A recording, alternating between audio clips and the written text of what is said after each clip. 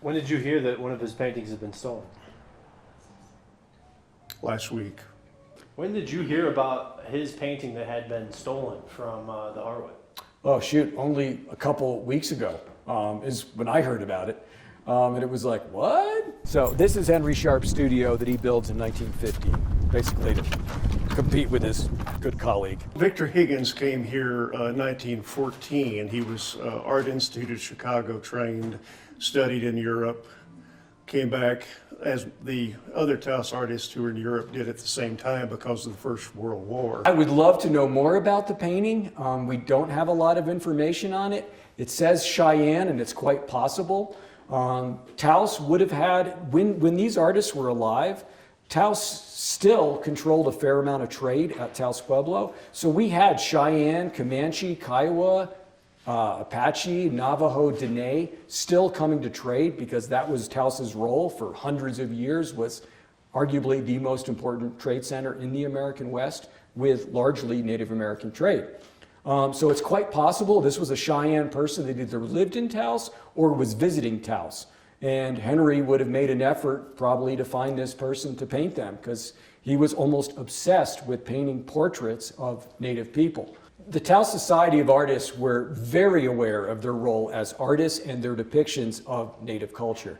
And their goal was really not only to excite Americans with this beautiful culture, but also to raise awareness of what was happening with federal Indian policy in regards to Native people in the United States. And the Pueblos, as a tribal group, had a very different lived experience than many other tribal communities in that they still live on their ancestral lands, and they were largely sedentary people for thousands of years. Victor Higgins came here in 1914 and was elected a Taos Society member 3 or 4 years later. It was a group of artists who wanted to make paintings from Taos nationally famous.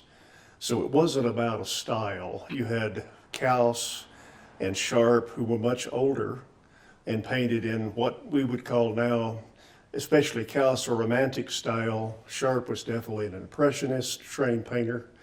Got it from being there at the time. And their goal was to create an authentically American art because they saw this as really the cradle of American civilization in many ways with this melting pot that is Taos and New Mexico.